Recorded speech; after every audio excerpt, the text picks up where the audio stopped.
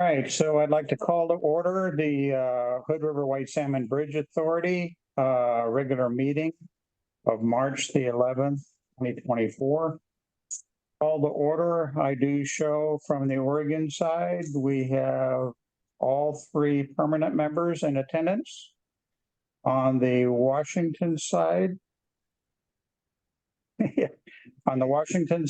we have Eric Wilson standing in for either Jake or Marla. We have Commissioner Anderson here. Oh, Commissioner Anderson here. Good. Well, that answers the question. Okay. And we have Ben Berger here. So we do have a quorum. We'll proceed forward. Take a look at the agenda. Is there any modifications or additions that anyone would like to make to the agenda? Nope. If not, could I have a motion to accept the agenda as is? Accept the agenda as is. Second. All in favor? Aye. Aye. Opposed? Okay, opposed? Nope. So we're good with the agenda.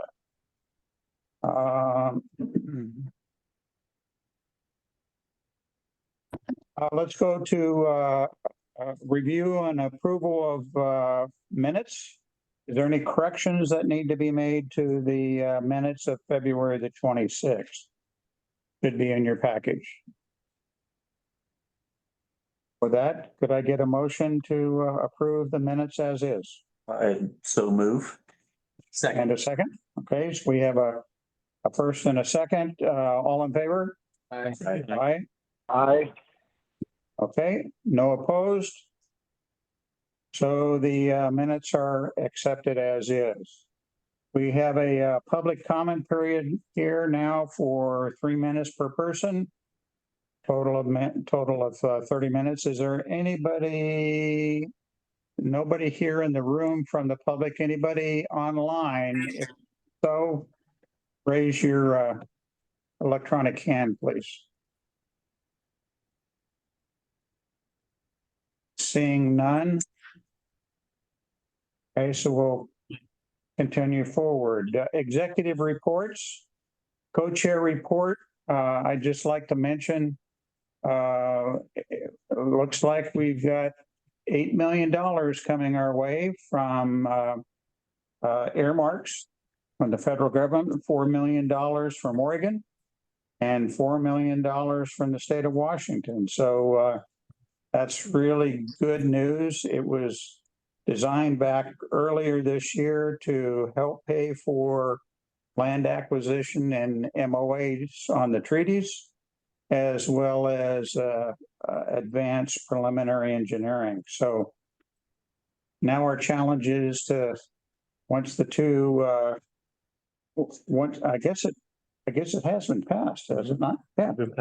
So we just got to figure out how to tap into the money and start it flowing. It was in one of the 6 measures passed yesterday. Yeah. Yeah, the flood appropriations. Okay. Let's go to project director bridge update report. You want to see if Jake has anything? I'm sorry. You want to see if Jake has anything? Yeah, Jake, do you have anything? I'm sorry. The only thing I can add is the 8 million is great. And I just heard from our public works director, he'll do anything that we need to do on the Washington dollars, because I think that was directed to go to the county. The question will be is can we skip the county now that the bridge authority is created and have it redirected or not, if that's something we can do at the federal level. Hey, Jake, I want to recognize you forever, but especially the last month, the 2 months. I know you've been spending a lot of time up in Olympia, and we certainly appreciate all the time you're spending up there and helping us get clarification on Washington state funding. I appreciate it. My pleasure, sir. So taking from what Jake said, it sounds like the Monies were actually directed to the counties and the counties need to direct it. So the Washington money was through Clickitat County. Okay, So it'll go to the county and into the authority. The Oregon was through the port. oh, great, okay, So that'll be covered by the IGA. perfect. And that IGA is going to the Port Commission, not tomorrow night, but a week from tomorrow. 19th. That's your next meeting, right? It should be, Yeah. should be accepted, no issues. Rick Evans has a. Yeah, is that Kevin or Rick? Rick Evans. Rick Evans, please. Well, hi everybody, and let's see. Can I lower my hand since I'm on my phone? There we go. Now we're rolling. Hi. So this is Rick Evans with Senator Cantwell's office. I just stopped by the office, your office last week, and got included on these calls, and I'm eager to continue to join them and wanted to offer congratulations on the 4 million coming from Washington State and another 4 million from Oregon. That's exciting news. Since the 4 million came from our office and Congressman Newhouse's office, if there's anything as this progresses where there's questions, concerns about getting that money lined up and where it's going and the rest of it, we can definitely help with that process. I am good. I need to jump into another meeting at the moment, but we'll be hopefully back on here in about a half hour. I want to listen in the rest of the way and connect with y'all further. Well, thank you, Rick, and we appreciate all your support that you've given us thus far and into the future. Excellent. Very good. I'll see you guys in a couple minutes. Okay, now let's go into Project Director report. All right, so just continuing on with the GR updates. On the Oregon side, they closed out their session. We did get the bill passed through a 5201 that changed the name on the recipient for the 20 million in lottery bonds from the port to the bridge authority, which is good because that will then allow us to do the Oregon infrastructure bank loan in the name of the authority, because they would only do that depending on whose name was on the lottery bonds. So that's all been cleaned up now and got through. It's bipartisan, It was, yes, supported all the way. perfect example of bipartisanship. Absolutely. So on the Washington side, they finished up their session as well. We did not have any reductions in our funding through Washington. They did, however, put a clause in the funding that we still have the 75 million. They did not increase it, so we will still need to work on that. But what they did do is switched it over to state funds, which is a good thing. That helps us with our balancing of federal money. But what they did do, though, is put a caveat on it that they will release the money as Oregon obligates their money or appropriates their money. So I had a call with them this morning with Washington. I sent them the language of the Oregon bill for the 20 million for the 23 to 25 so that they could release their 15 million. So I'll continue to work with them. I believe it'll be just a simple update to the existing agreement we just signed to change that from 5 million to 15 million. But I'll let you know if anything comes of that. But WashDOT was still just getting their hands around it because they weren't in any of the process. So they were just getting all the paperwork this week. So they were kind of just still trying to get their heads around what it said. So I walked them through kind of what we interpreted it to say. And at the end, they felt like they were in line with that. So I think it'll be a totally fairly straightforward. They have to wait for the governor to sign it. So it'll be a little while before they do that. But looks like it's progressing.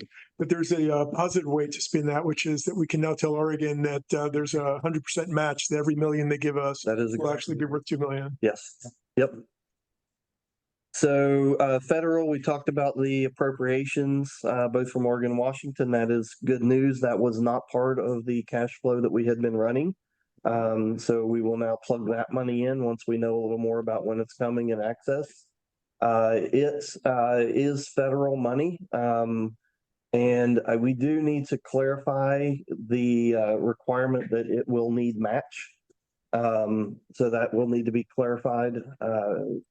To make sure. I asked the question of our lobbyist out in DC when we heard this was coming, and his opinion was that it was not needed to be a grant. I mean, a match. It sounds like Rick is the guy to ask when he comes back. Yeah, we need to double check that, because I think Brian, Jim, I'm assuming that's Jim Kolb. Doesn't have a last name on it, so I'm not sure. Maybe it's not. Okay, let's keep So going. anyways, we'll need to clarify that. Once we know that, then we'll know, but, it is federal money, so we will have to go into that federal side of the count, so, that was everything related to the funding. Grant agreements, we are working with FHWA on our raise grant, getting it finalized, as well as our infra grant. They did ask us for a summary of how all the grants that we've received go together and what money is being spent where. So we are getting that organized, as well as being able to bill against them specific to what they're being used for. They want to make sure we're not double dipping. And they want to understand how all these pieces go together to make a complete puzzle. So we're going to put that together for them and submit that, I believe, this week to them. Just detailing all of that, and then that'll guide us on how we track it and bill it. I'm not understanding, what would double dipping be? They want to, We're only building a bridge. right, but they want to make sure that the build grant's not paying for the same 60% design that's infra. They want to see the build grant pay for us to get to 30%, and the infra grant pays to go from 30 to 90, and then the whatever pays to go from 90 to 100.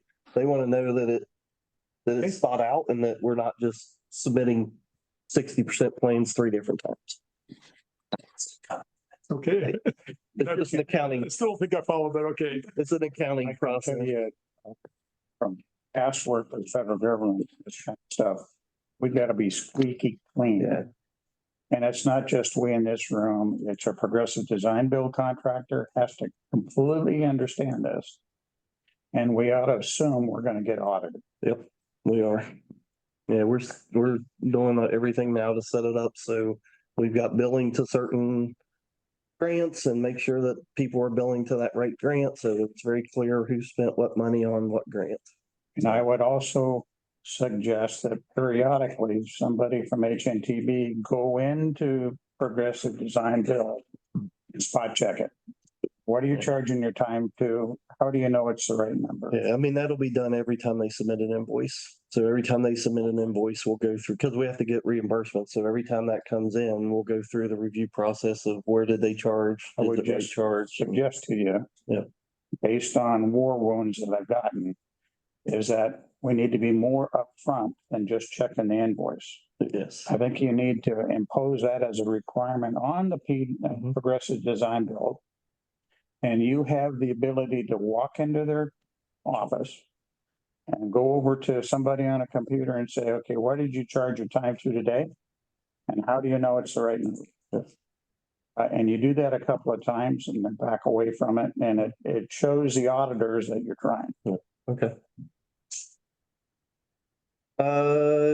Treaty Tribe MOAs, Yakima Nation, we did hear from them. We sent them an updated MOA.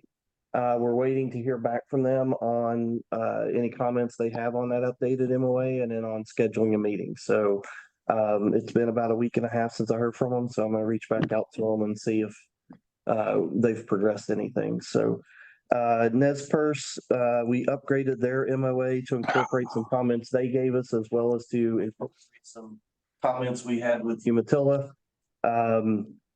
FHWA, I sent that to their legal. They took a review of it, and their legal is going to set up another follow-up meeting with our legal and NESPERS's legal. So that's NESPERS wanted to work through the legal side, so that's what we're doing. Umatilla, we've got a meeting with them tomorrow. Hopefully we'll make some progress. We also scheduled out meetings through the rest of the year to meet with them to continue to progress the MOA. Hopefully it doesn't take that long, but we went ahead and set those meetings up. So What's the feedback? We're getting. it's somebody else in line. Sorry. Warm Springs, FHWA sent a government to government request that we are collecting dates right now, trying to get a meeting set up with Warm Springs through FHWA. We'll continue to do that. Question, Do you feel like we are on track with the MOAs? I would like to say I'd like to see it go faster.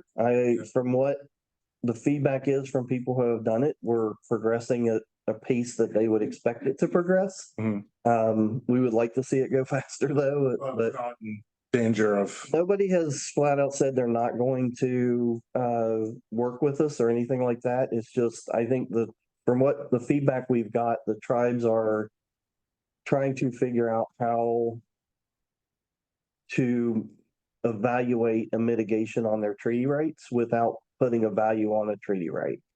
And that's where they're kind of trying to figure out how to do that. And we're trying to figure out how to help them do that. Yeah. But I think that's their challenge right now is they don't want to put a price tag on a treaty right. And they're trying to figure out how we determine a mitigation that's fair and reasonable without putting a price tag directly on a treaty right. But at the same time, we've got to be very careful with this, and that it could very easily slide into the critical path of the job, which is you certainly don't want to. So we're doing some other things, collecting how many times we've met with them, how we're trying to do the right thing. Has there been anything else in the gorge in recent years of this sort? There was a railroad one that they talked about. They had done There must be railroad one by Rowena, Doug's Beach. upstream from here. Yeah. Umatilla, I think, brought that up, but they haven't brought anything from that to us to say, hey, this is how it worked. It was That's 25 years ago, I think, though. yeah. At So least the one I know of. Maybe it's a different railroad sighting. And a lot of those people have been changed out yeah. Yeah. And several times. Washington's done it twice, but again, they're all kind of different. They weren't with these tribes, so there's no direct precedent with the 4 tribes that we've worked with. So. Progressive design build. We are working through the negotiations with Kiewit. We have some meetings. We've been meeting with them. We have another all-day meeting with them tomorrow and Wednesday. So the goal is to get through this and get all the negotiations done by the end of this week. So that we can get started and give them NTP by the 1st of April. So, Geotech, they completed the 3 additional borings on the Oregon side. Again, just to kind of get some more information in and around the parking lot. It's just a little different topography over there. So they were trying to tie it in. So they got some additional information. We'll hear about that. That's all on fill over there, right? Yes. Yeah. But it's even. Well, yeah, it's right close to a rocky point. Yeah. There was rock under. Yeah. Part of it probably slopes down pretty quickly. It does, and that's what they found out is a couple of spots they didn't hit rock because it went down so fast that they didn't get to it. So, and then you've told me that history that I think it was pictures. Yeah, it was an outcropping and it was very steep. The bridge itself comes out from a steep rocky point. Yeah. And just to the east of that was a mill in 1900, and that was on rock, but that was the only rock. You have to go pretty far south to get more rock. Yeah. And on the west side, it just fell off. On the west side, it was marshy, so I'm going to assume I don't know what's underneath the marsh. Yeah. Salt that filled in behind the rock. Yeah, basically. It's marsh. Right away, there's some upcoming meetings. I sent some information around. We do need to be aware of some right-of-way requirements in our discussions with the port as far as the right-of-way transactions there. So we're going to meet with FHWA to make sure we understand all the concerns, and then based on that, we can make some decisions on what type of money we use to do that purchase and processes we use. And then once we do that, we'll have a path forward, I think, to do the right of way with the port. Purchase, or you mean the relocation? Relocation, and yeah. And that's meeting's Friday, right? Yeah. Yeah. And that is it. That's all I have. Any other questions for Mike? Okay, legal report. Good afternoon. Hi, it's Judy Garone. I have a couple of things to report. Mike has actually covered some of the issues that were on my list, but with respect to the IGA, we've heard from the port attorney and it's on their agenda for the 19th for review and authorization. Don't anticipate any issues with that.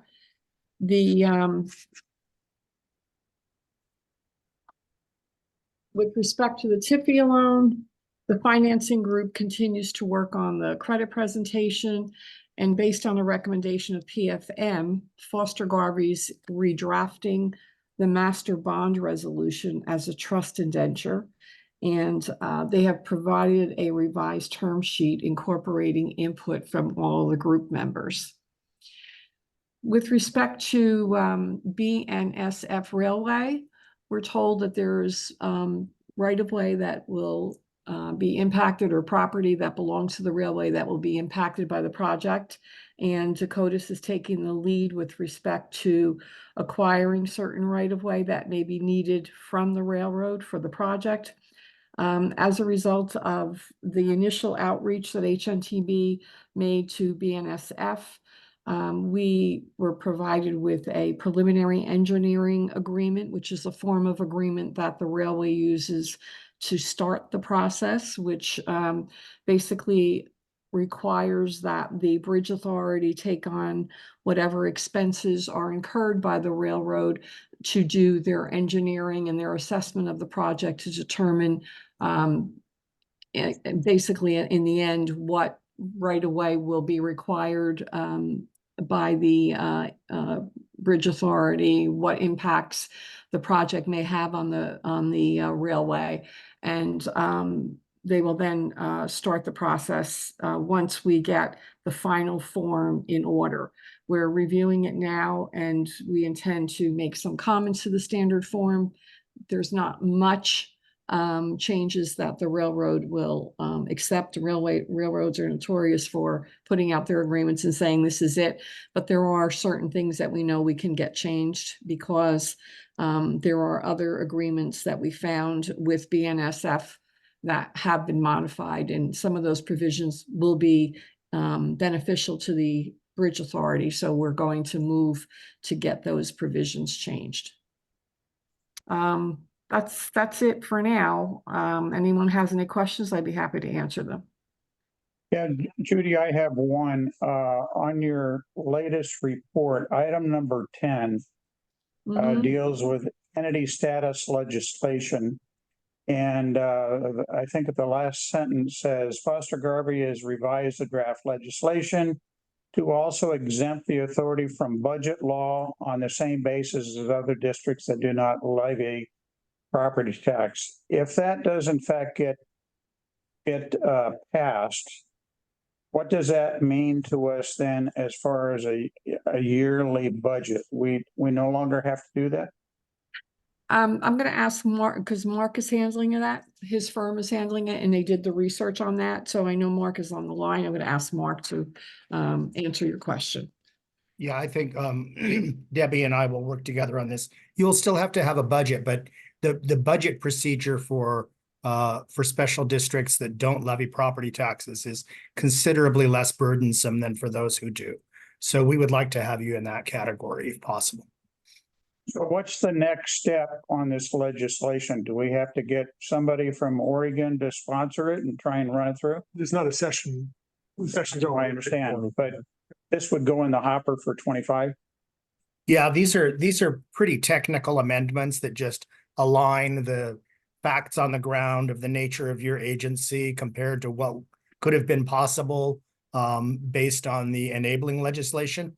And you may think back to one of the very first memoranda that we produced, which considered you from 20 or 25 different aspects of state law to see which category you fell in. And the legislation did a pretty good job, but it should be tuned up some. So Mike and I will work with your lobbyists to see what the best way of getting this in. I think by the time that we had drafted that, it was too late for this to be considered except as a rider to germane legislation that was already being under consideration. And I think we just weren't able quite to attach it or get it introduced in the way that we should. There's nothing in that legislation that's drop dead, but there are some very nice to haves in there. And I think that there shouldn't be any reason why a technical cleanup bill like this shouldn't get consideration, but every legislature faces thousands of bills where, people say there's no reason not to pass this, and yet they can only get to a couple hundred of them every year. So maybe later on, we ought to have a discussion with our lobbyists, yourself, as far as timing. When do we start pushing this? The way that I would look at it is both of these items that are on this list, or all items on this list, are really money. So there's nothing that prevents us from building a bridge, but they do cost us money. Sure. So we need to balance how much it will cost in lobbying and legal fees versus how much money we'll save over time. Yeah. And we should definitely have some strategic thinking about that. Yeah. Make sure it's worth it. Yeah. Well, one of them has to do with ensuring that you are four square within the, tort reform law under Oregon. And so that really is quite important. But again, as you say, it's probably not important it's not for the legislature, it might not be a front burner issue until you're actually operating the bridge. Right. It's the sort of thing that we could go through a couple of sessions of the legislature if we have to. There's nothing here that's on the critical path that if we don't do this, the project's going to slow down. That's correct. But some of this we may want to do as soon as we can because of changing in personnel over the years. Sure, it's much easier to say, hey, this was passed 2 years ago. Yeah. As we've studied it, we've discovered that there are some details that really should have been done slightly differently or should have been more clear. There's some ambiguity that we want to resolve and get a legislative partner to help us with it. Well, hopefully we can get some of it past while we have some attention. I mean, we have to go in front of the legislature to get more money. So if we can wrap some of this stuff into it, maybe it's not I think it's not different. really people. in it. Oh, okay. Yeah, I think it's different people. I'm not positive. Technical law versus don't. Well, it's people who are working on the highway measure and not the people who are dealing with tort reform. Mark, I got a question for you. If we're waiting on this legislation, we have to go through the more traditional public entity budget process until that's passed, correct? Yes. Okay.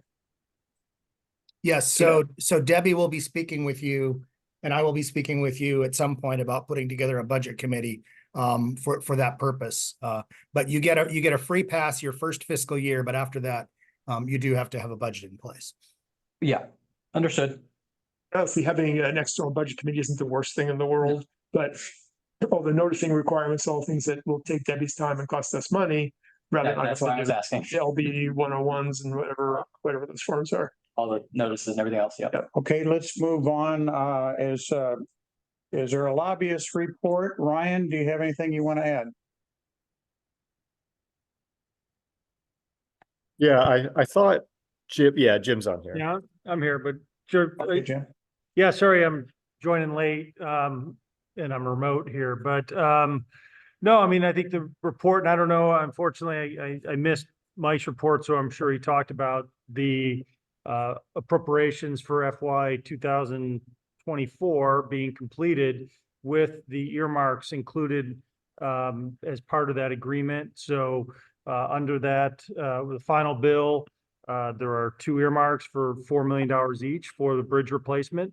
It'll probably be a little bit of time before we know when those funds are going to be actually flowing. Federal Highways needs to go through a whole process where they create a budget line item, and then they'll have to go out and these funds will flow through both the ODOT as well as WashDOT. So probably a little bit of time before these monies actually start flowing and we can get to the point where they can be used by the authority to actually move forward. I would suggest between finance and others, there's a discussion, should we be going after any more grants? Especially if we get the BIP. Could we kind of withdraw a bit and let some other areas in the community get their fair share? So that's something to think about. I mean, I think just in terms of the congressionally directed spending, I mean, it's not a hard and fast rule, but, members tend not to go back for the same grantees or even going to your point, the same community, 2 years in a row. That's not a hard and fast rule. It's not to say that they won't, but sometimes it gets, it's tough if you're coming back year after year. And I know like Senator Merkley in particular, and not so much as it relates to this project, but another project that we've been working on, had said, look, we're not building this project through earmarks. You can't come back every year. Going back to the previous conversation, you kind of need to have a financing plan in place. We're giving you seed money, or we're giving you the money that's going to get you across the finish line, but we're not going to build this on through the annual appropriations process. So yeah, I think that's a fair conversation to have in terms of, the next round of grants that are coming up, particularly with the BIP in the queue. I mean, who knows where that's going, particularly after, the success with the infra grant, but So let's talk about the bid for just a second. Have you heard anything, Jim or Carrie, about what's going on? We've submitted now, have we not, Carrie? Yes, hold on. I'm trying to figure out my technology here. Voila. I had to beam in. Yes. So as we discussed at your last meeting, and a little bit of a surprise, but a good one. We were approached by the BIP staff, and they asked us to participate in a debrief, which several representatives of this group did last week. And I thought that was a very positive meeting, and very clearly, there is still, I think, in their minds, the possibility of us receiving some additional funding through the BIP grant. And so in accordance with their wishes, we've submitted two things to them in the last 3 days. One was a request for a specific answer to a question: how does the infra grant change your thinking on in terms of your financing plan? And we made some adjustments to our finance plan to show the infra grant, which was not reflected previously. And as a result, we were able to reduce our BIP ask from 200 million to 150 million to complete our funding plan. And that actually allows us to come very close to completely funding this project with cash already committed between the states, the federal government, and TIFIA. And so just today, we submitted some follow-up paperwork to them relative to that revised funding plan that shows both a BIP award of 150 million and a $200 million infra award. And those of you can certainly opine on this. I felt in the debrief like we were still very much alive. And as we talked about last time, we scored highly recommended, which puts us in the top 10% of all the applications submitted. And so there is hope. In answer to a question that did come up previously, and your question, Director Fox or Commissioner Fox, we are now, our total ask at this point with the BIP at 150 is right at 80% federal funding. And so, even these new THUD grants, or whatever they're called, CDS grants, affect that a little bit. And we need to understand as time goes on exactly how those fit, exactly when they become available, and what kind of matches might be available. But we are getting very close to the maximum amount of federal funding that we can accommodate. At this point, the focus really needs to be on state funding, and was absolutely delighted to see Washington convert their money to all state money. That's a huge help. If we could do similarly in Oregon, I think we would really be in business. So one word of caution for all of us, even though we're at 80% right now, and the 4 million from each state would technically roll us over the top of that, we have not gotten an updated OPC in 2 years. Right. And I think what's going to be telling is how good that number holds by the end of this year. It's not going to be less than 520, right? It's probably not going to go down. Right. So therefore, I'm not worried about this 80% being. Exactly. What I'm saying is, let's not give anything back yet, guys. Yeah. Yes.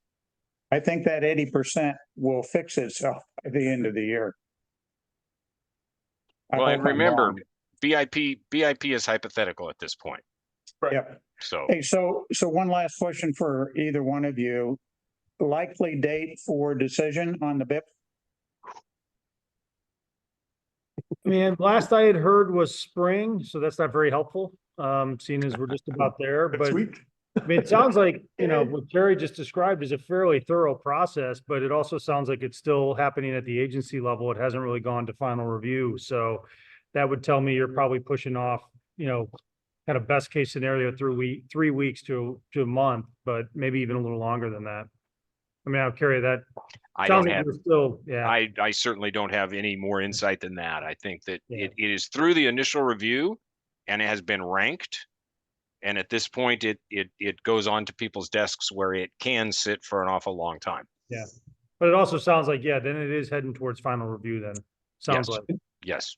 And final review, is that at the secretary level or who does final review? Certainly senior DOT, but yeah, I mean, Office of Secretary is involved in that as, it goes up to like the FHWA administrator, because this is an FHWA program, but Right. the secretary's office is clearly involved.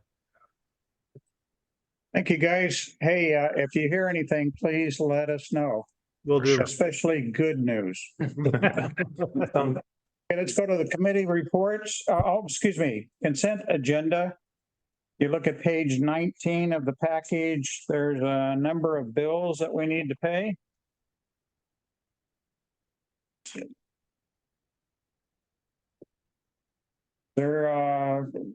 We've got $1,270 for WSP, lawyer cost $22,000, $4,200 for Bella Ventures. That's actually there's 2 months. We're a month behind paying, Eric. That was on them, not us. Yeah. They didn't submit it. Their billing system messed up. Okay, and then solutions $40, and then another $200 for internet service. Anybody would like to question or ask about any of these? Could I have a motion to accept and consent that we pay the invoices? Question to approve paying the invoices listed. I will second. All in favor? Aye. Aye. Aye. Eric, you're Aye. okay. All right, so it passed. In the motion, I thought it was done. Yeah. You can vote against your own motion. Okay, committee reports. Eric, you're gonna give us a briefing on the engineering, construction, aesthetic. Yeah. You want me to go first? Sure. Okay, so engineering construction, I guess big news there, we're continuing, or Michael is continuing to talk to Hewitt and get to a resolved contract, hopefully. So that work is ongoing.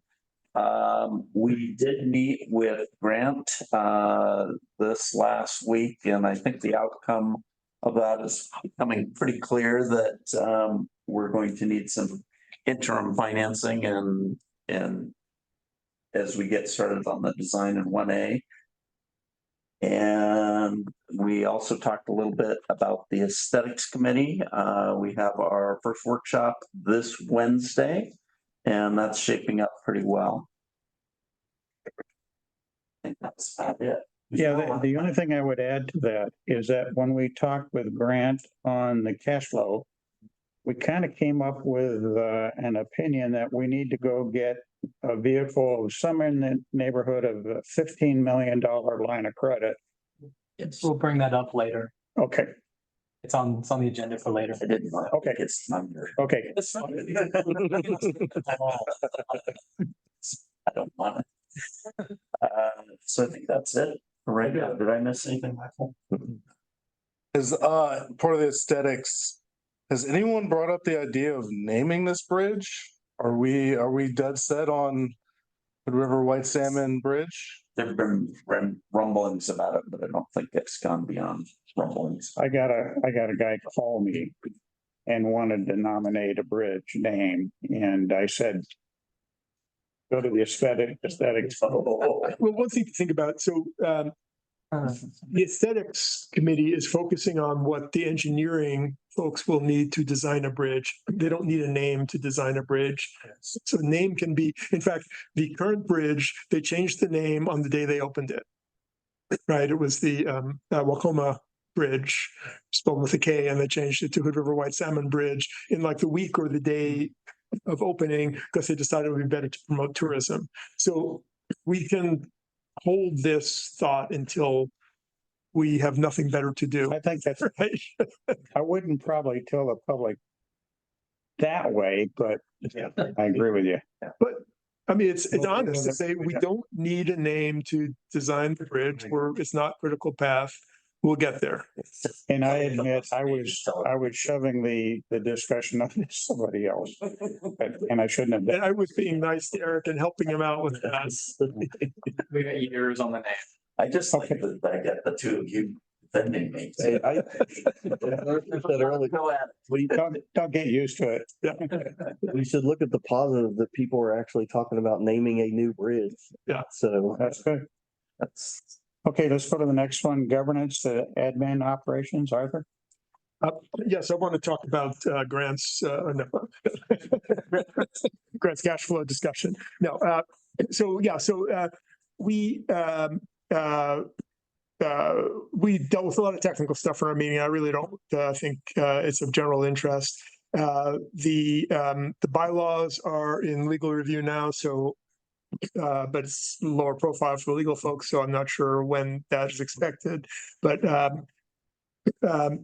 so the bylaws will come along and in due time. And really the biggest thing in my mind is the FHWA restrictions concerning the acquisition of right of way or the paying for the port's relocation expenses prior to the record of decision. Since we don't know when the record of decision is going to be, and the port needs to put the port at least desires to, and for very sensible reasons, to start reconstruction of a space that they need to move into. There's some real serious questions there. So we're having this meeting on Friday to meet with FHWA to figure out if there is some wiggle room and where it is, and to, we got a pretty a pretty ominous sounding legal opinion from them. So I think it's important that we have a serious discussion, figure out what the next step is on this, because it's a little scary. Hold up on the rod is probably going to be the MOAs. That's what it feels like right now. So I think the discussion we've had about collecting history of what we've tried to do ought to be talked with FHWA that says, hey, we're continuing, we're doing everything we possibly can, but we need to tear those buildings down by this date, which means we've got to have your approval to go do so, either with a rod or without a rod by this date, or your impact on our project. Right. So we need to understand what processes they have by which you can get some amount of wiggle room in their rules and procedures. And I'm sure that we will talk about that. End of report? That's the end of the report. Thank you. New business. Action items, funding and finance committee charter. Oh, I'll do this for Grant. Okay. That's page 21. Which page is that? Should be page 21. It's just a one pager, R2A2. I blatantly stole from a number of ones and incorporated that format and structure into this one. So if there are any changes, edits, or things I may have missed, let us know, or let me know. We can amend it right now. Else we can go ahead and approve our R2A2s. Is there any comments as written? We can certainly, if we so desire, approve it now and let it run for a while and adjust it later. With that, could I have a motion? I would make a motion that we approve this as written. I did recognize some of the terminology and language. Don't reinvent the wheel, it worked well the first time. Second, anyone? A second. All in favor? Aye. Aye. Okay, motion's passed. The next one is special counsel for the progressive design build contractor with Foster Garvin. Yes, so we have been using up till now, Schwab Williams, Bill Oley to write the contract, for the progressive design build. With the selection of Kiewit, it introduced a conflict of interest for Schwab, because they actually represent Kiewit in some other matters. So we had a discussion with the, government committee and thought it was, in the best interest of the authority to bring to you a recommendation to not allow that conflict of interest. So you would have the choice of allowing the conflict of interest and maintaining and waiving it and maintaining Schwab, or not do that and use someone else as your counsel going forward for contract stuff related to PDB. Foster Garvey has someone who is available and can do that. So that's what this motion is for, is to discussion and motion to move forward with Foster Garvey as our contract legal services for procurement or things related to the PDB. Now, I think I'll just add a little color to that whole thing. In these discussions, it's always, it's easy to convince yourself that a conflict is kind of minor and that it's not likely to happen. These things really never are a problem until they are a problem. And I think it's, in the discussion, we kind of bounced it around a little bit, and we just really felt uncomfortable with that this is in the realm of a legitimate conflict, as opposed to, gee, there's someone 2,000 miles away in this company who they never talk to who does something. It's not like that. This is a potential for legitimate conflict. So we strongly recommend using a different counsel. Any further discussion on this? I agree that we should generally always steer clear of conflicts of interest. Could I have a motion? Move to approve Foster Garvey as special counsel for the remaining contract work associated with the active procurement of the progressive design build team and future amendments or modifications to that contract. I will second that. Any further discussion? All in favor? Aye. Aye. Aye. Okay, so the motion is passed. I'd like to also take the opportunity to thank Bill Oley for the work that he's done thus far. I think we've relied on him, and rightly so. He's given us good counsel over the past couple of years. And I'm sure as an attorney, he knows that this is not a personal thing. So, I called and talked to Bill, and he said, I understand. He said, not a problem. He brought it up. He was the one that made sure we were aware of it, so he knew. Okay, informational items. We'll go down through it. I do have one question on the RFP schedule. It says here, last date to submit protest is March 18th. I thought we were behind. We were done with that. It might be an old schedule, so we expedited our selection. Okay. By like, so we were ahead of schedule. we are ahead of. Oh, should I change the clock? As everybody noticed up in the corner, we do have a clock now. It's 2029 days until we open the bridge. Sure. No pressure. No pressure. And if you want to accelerate it, we can do it really easy. We did. Okay, that's the RFP schedule. Board appointment. This is just a note that Hood River County completed their board appointments. We did have a discussion earlier. They are effective immediately. So big change for the Hood River County for everyone. Instead of being a one-to-one relationship, they now have a tiered approach as well. So you can, on the Hood River side, represent any of the missing members rather than being just assigned to just one. So that'll be done. Thank you for your service, and we'll see you for a couple more years. So, and just for the record, the who got the 2 and who got the 4-year appointments and who got what tier was done randomly by staff So they could, well, I don't know what mechanism they use, but I told them, they asked me who I wanted, and I said that I don't want anything, do whatever. But he just picked the old guys and 2 years. What's that? I thought they picked the old guys for the 2 years. That could have been.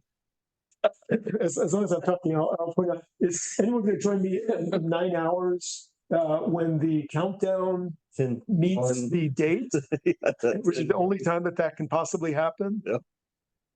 Because the countdown's going up, date's going up. Well, 9 hours will be 2 o'clock now.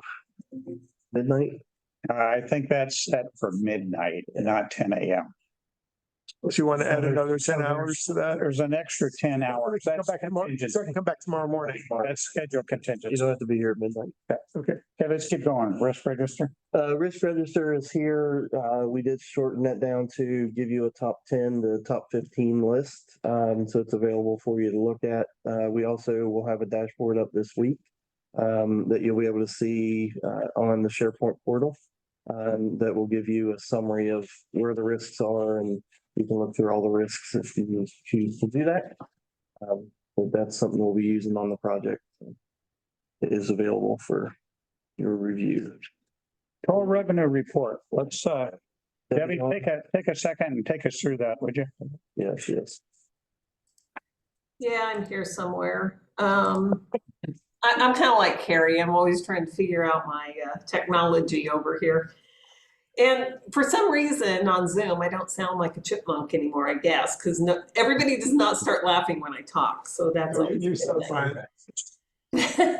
So I tried to explain everything in the memo, but we did make an error in the interest. And so when it was small, it wasn't really jumping out at me. And as the numbers started getting bigger, it's like, I don't think this is right. So I went back and did some calculations and said, no, it wasn't right.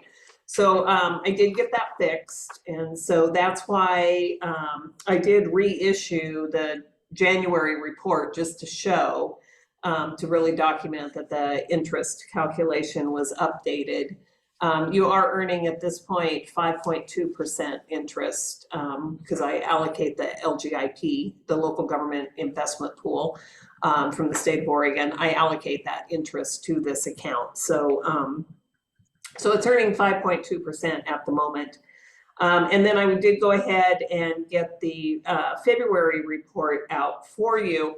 It's interesting because I've done some comparisons to last year, and we've had quite an interesting year since the September increase went into effect. In that time, because Timothy Bosch from CDM Smith was asking me about the comparisons.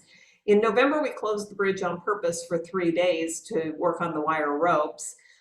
In December, we had, of course, we always suspend tolls for Christmas, and then the lift got stuck open for about 7 hours, I think it was, on that Friday before New Year's.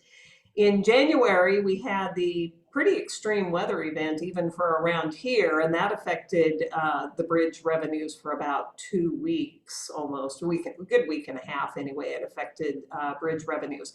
So I did say that I think February is pretty much back to normal, whatever normal is, and was very comparative. So I believe that our revenues have been a little bit short compared to what I think they'll be over time when we look at December, January, February, or well, November, December, January anyway, in the future. But we're still doing fine and we're still on track. And then Commissioner Fox had asked, I believe it was Commissioner Fox, asked for a kind of a forecast. And so I did put together a rough forecast. It's very difficult to forecast this because of things like the closures and weather and things like that are just going to happen. And of course, you can't predict all of those. I did forecast a small increase in traffic over time. We do see growth over time. We're somewhat limited by basically by housing growth. If we could get more housing in Bingen, White Salmon, and Hood River, then we'd see more growth in our traffic. But we're pretty much limited by that. And then the other thing is my estimates for interest on the earnings. The only thing I will say about interest is that I always, my caveat is always don't base your budget on interest earnings, because they can be pretty unpredictable, and they're typically not that much of your total overall budget. Even if the earnings are good, they're not going to be a lot. So anyway, that was kind of how I came up with that. If everything works out the way I predict, you'll be at around getting pretty close to 20 million in late 20, or well, the middle of the year, middle of the calendar year in 2028. So the way I look at this, if we have a ridge opening in October of 2029, and this continues to accumulate, you got another year on these numbers. You could be talking $26 million.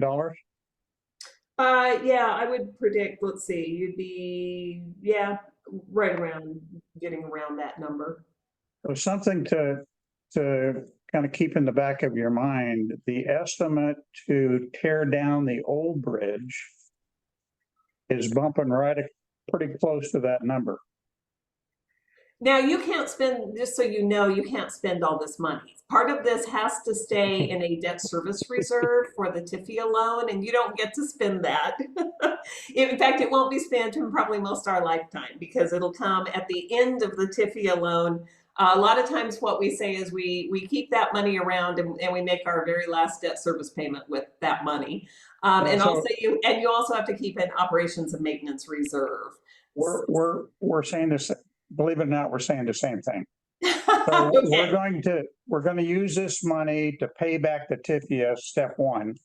Step two, create the reserve for maintenance. But what this basically says is that other money through the grants and so on, we've got an offset here of about equal to the cost of tearing down the old bridge.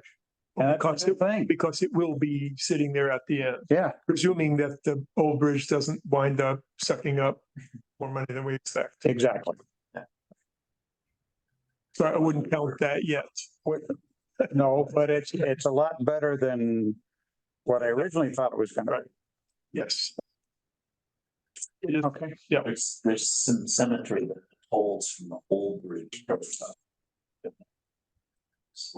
Cleans up after itself. It's kind of a good story for the community, I think. Debbie, on your growth rate for traffic, it looks like you got about a 1% growth rate year over year.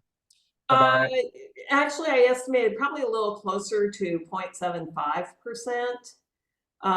Because I know CDM Smith, when they did the traffic and revenue forecast, they used 1%, but we really haven't seen that over the last few years. And so I mean, it's always, I absolutely personally do not like forecasting, because I was an auditor and I'm used to knowing what my numbers are, right? Because you know what history is. And so forecasting is always difficult. I mean, it really does depend on if we get more housing in this area. And I know that there's a push to get more housing in this area. And so that I think is the key ingredient to getting more traffic across the bridge is getting more housing. So there's just more people. Just to be aware, the port is going to shut down the bridge for a couple of weeks coming up to repair the welds on, and they're going to shut it down one lane at a time. Right. That's not closing the bridge. The key thing here is that it's going to impact the volume going through the bridge, number one. And the other thing is we got to be careful of is that bridge continues to age. We're trying to take some action not to lift the span anymore. But maintenance is going to increase over time, which probably means more shutdowns. Unless we build a new bridge and avoid the maintenance. That's why we're here. Yep. Yeah, thanks, Deb. Okay, That's- thank there's you, not that- Debbie. Interagency government, It's just, nothing there. yep. We're taking it to the port Tuesday, a week from Tuesday. It should be. I did have one question. Yep. I know that the port is shutting down the marina or not renewing the Houseboats. slips, No, it's only the houseboats. the houseboats. So are we compensating the port for that, or is that being done? We have nothing to do with that on the port. The reason why, and Debbie, you can step in here, but the reason why we're doing away from the houseboats Mhm. is the liability of discharge. And the we is the port. Yeah, I'm now talking from the port perspective. Because Has nothing to do commission with don't the care. bridge. Still set down different meetings. Yeah. Yeah, and just to emphasize that, this decision was made before this, I mean, we've known obviously for many, many years that the bridge had to be replaced, but the decision to not renew the houseboat leases was made before and independent of the bridge process actually getting a lot of momentum like it has over the last 2 years. I believe it was 3 or 4 years ago that the decision was made not to renew the houseboat leases. It was about 2 years ago. So Jake, is there people talking as if that's related to the bridge? Yeah. So you've heard this in the community? Yeah. Okay, that sounds like something. I've heard people say, I know people who've been on the wait list and there are some things that they got shut down because they're building the new bridge and they just got rid of. Well, the normal boat slips are totally different and I think the wait list is still there and as soon as we open up, we fill them up. That is correct. There is still a wait list and it is still active. And if anybody moves a boat and terminates their mortgage lease, then we pick the next person on the list. And then that continues on. It has nothing to do with the bridge. But it looks like we woke up Kevin. Yeah, I want to say that there's still unresolved the boat launch unless Michael Shannon has additional information. I've been still under the impression that we may need to rebuild another boat launch in the marina. Yeah, I mean, I don't think we've resolved that and we won't till we find out exactly how the contractor is going to build it. But right now, I think that's probably on the less likely side that they will just maintain access to the current ramp. But I don't think there would ever be a period of time where there wouldn't be a boat ramp. Right. I guess what I want to say is I think that the Port Commission is reluctant to make a lot of wholesale changes or improvements to the marina until after the bridge project is complete. In addition, there was a significant fire event at the Port of the Dalles a couple of years ago related to the boathouses in their marina. And so there is a bunch of reasons why the commission ultimately made that decision. But I don't want it to say that it wasn't because of the bridge. There was 100% separation from the bridge. I believe that it was one of many components that led to that decision. Okay, let's move on. Cash flow report. Sure. Mr. Grant? Still my thunder or anything. You want to pull it up? Pull it up. I will Yep. pull it up. Share the screen with everybody. You do. It's not being run by the assess committee. Go. Okay. This will all be emailed to each of you after this meeting, so you can take it home, look through all these pages yourselves in your own leisure time. Want to go to the very first tab? Yeah, the to the left of those was the assumptions. Yeah. So there's a list of assumptions. There's about 3 dozen of them there on the left. It's not an exhaustive list. It's made like a write down. As things change, are added on, drop off, things will be added or removed from that list. There's a couple of limitations with all these forecasts. Any debt we incur, since the interest rate hasn't been figured out, the terms haven't been negotiated or talked about with any entity, including the Oregon Infrastructure Bank, That's not calculated in these assumptions and forecast numbers. So a couple limitations just to keep in mind. Is there no interest calculated or is it? There is no interest calculated in this forecast. Got it. That is a limitation, but we don't know what that interest is because we don't know the terms or the timing. Yeah, but you didn't use any. I can guesstimate, but that is not included, and that's why I have it denoted there as this is not included in this. Yes, and there's a couple of other assumptions in there. All of the funding, both inflows and outflows, are as scheduled. So any deviation from that schedule will cause a number of issues throughout the entire process. So if we don't receive funding when it's scheduled, that will create problems with paying bills, being reimbursed, et cetera. Same with if we spend more on the front side versus the back side in terms of our bill schedule, same sort of consequence. Let's go to, yeah, we can just go through them all, it's fine. Just wrote down our funding sources, how much, when we expected to do it, whether it's federal or state or debt instruments. Some of those are assumed, some of them are unconfirmed, but I try to have them all listed there. I have to update that with the congressionally directed spending, as well as anything that's come through in the last couple of weeks. Next one, and there's just some tables just for fun on interest amortization tables, just for reference. You said that you're sending this to us, right? Yes. So I don't have to read it. You do not have to read every cell or check every reference. You can do that in your own leisure time as you wish. This is the sort of the meat of the forecast. These numbers were set up and created in terms of each phase. So we have each activity broken down by phase. The bold black type is a summation of the blue numbers from below.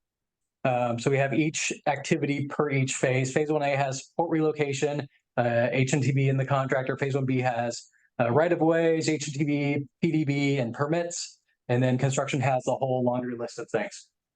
All of those things sum up to what's above, and then it feeds on into the other sheets as well. The blue numbers especially are things that I can go in and we can change, we can play with, we can adjust, and it will feed through to the other sheets very easily, and I can make any adjustments and update this anytime. And I have no problem meeting with anybody and also going through this on a one-on-one basis. And those numbers are all inflated to the date on which they're spent. As forecasted, that is the spend, as forecasted. Okay. A couple of scroll back up to the top.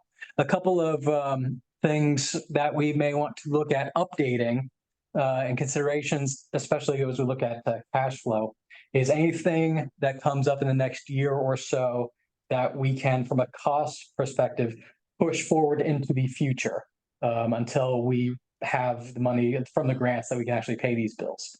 So I would recommend anything that is fully reimbursable through grants that we're able to push forward in the future, we explore doing so. A couple of them are potentially the port relocation. If the port relocation is able to still go through, but we're able to pay for it once we actually receive the money, great. Because that's that much less money that we have to pay now before we have access to the grant funds. And there's a couple other little things in there, like financing is another line item where it's flat. The total amount budgeted is flatlined out through the duration. Those numbers are not necessarily accurate. We may need to pull some of that money more forward in order to pay for the credit rating report, credit worthiness, and all of those related things to qualify for TIFIA, for example, if we're still going to have access to it by April 26th, which is what this forecast. A question for you. What we just saw from Debbie, the revenue coming in off the toll, is that profile in here? Not in here. That is not in here because that is a reserve fund and it is being set aside explicitly to qualify for TIFIA. I did not use it in any respect in these numbers at all to do any sort of cash flow liquidity calculations, any of it. Yeah. When do you start using TIFIA? It is not in April of 26, I believe is when that closes. When it's April of 26 is when we would need to prior to that close on Tifia so we can start. So by April of 26, how much money do we have in that Tifia reserve? Forecasted amount that's in here is 70 million. No. I mean, off Debbie's sheets. 70. Forecasted amount from Debbie's estimation. How much money? I think it was 8 Somewhere million. around 14 million. It was about 20. The forecast from prior was 18 at the end of the packet, right? When in 26 do we need it? April of 26. April of 26. 11. Yeah, we got 11 million in there. Yep. How much in reserves do we need for 70 million? We've always been saying 15. And we hit 15 shortly after in March of 27. So there's a couple of dates. If I can jump in here for a minute, we need to have Tifia in place, not that we start drawing on it. We have to have it in place. We have to show that we're fully funded before we can start construction. So we have to show that we're fully funded by October of 25 in order to stay on schedule. We do assume that we are going to need the Tifia in April of 26. That's correct, just as this shows. It's my understanding with Tifia that we do not have to have those reserves fully funded when we start pulling it down. We will have to have it fully funded before we finish the project. We will have to have it fully funded. But our original funding plan here was not to tap into Tifia. That would be the last money that we use. Correct. Unless we ran into a shortfall. Under this forecast, that is part of the last money used, yes. Okay. Based on, and I'll get more into that shortly. If I may jump in, this is partly because we're using it as a local match at that time because we'd run out of local matching funds. But if Oregon and Washington come through in their next session and provide us more matching funds sooner, then that should take care of itself and Tifia would be pushed to the last. Okay, so that's a critical issue that we got to watch. Yeah, this forecast is funding that we have now. And a couple of other assumptions that are in there. It does not include BIP. It doesn't include the rest of any matching Oregon funds, anything like that. So it's not the full capital stack. I can easily create another model that has the full capital stack, but I'm guessing what the stack would be. What we know. This is what we know. On the last page, you did have money from Hood River County and from the port. You got some loans there. Are those calculated in there or were you just? It's calculated in there. Okay. In this model, they are calculated in there that we receive enough funds to make cash flow work as forecasted through the lowest point that we need. And then those funds are paid back through the lottery bonding process. And so, for example, you had 3 million from Hood River County. Did you get that from Allison? No, 3.6. No, that was a forecast that we put together. That was the based on this forecast, only this forecast, 3.6 total local match was the minimum that we would need based on only this forecast. Right. Minimum. Right. And this also did not assume that Washington would be all state money. It assumed, I think, 50% federal, 50% state. So far, it turned out that didn't matter as much. It'll matter later, especially if we get BIP, and that's and I can periodically update this as we change those numbers and if we're fortunate enough to receive BIP or other sources. There's a lot of things that could change this significantly. Change drastically this year. Which is fine, and it's easy enough for me to adjust. But the beauty is we have something that it's a model. Yes, it's got a lot of assumptions and everything, but it tells you, hey, you got some problems here that you got to address now. Yeah. And there's a lot of things that could change it. But I mean, it's so much more valuable to have it. Even absolutely. We know it's going to be different in the end, but you got it. Yeah, and this is all in Excel table form. I can make things pretty for you guys with the charts and tables and whatnot. I was holding off on doing that until there were requests for more ad hoc things. So what I see of this, as we go through 1A, we're going to be making some decisions, and those decisions will have an impact on this, both positive and negative. Yep. The nice thing about this is it's sufficiently granular that you can kind of figure out roughly what's going to happen. Yeah.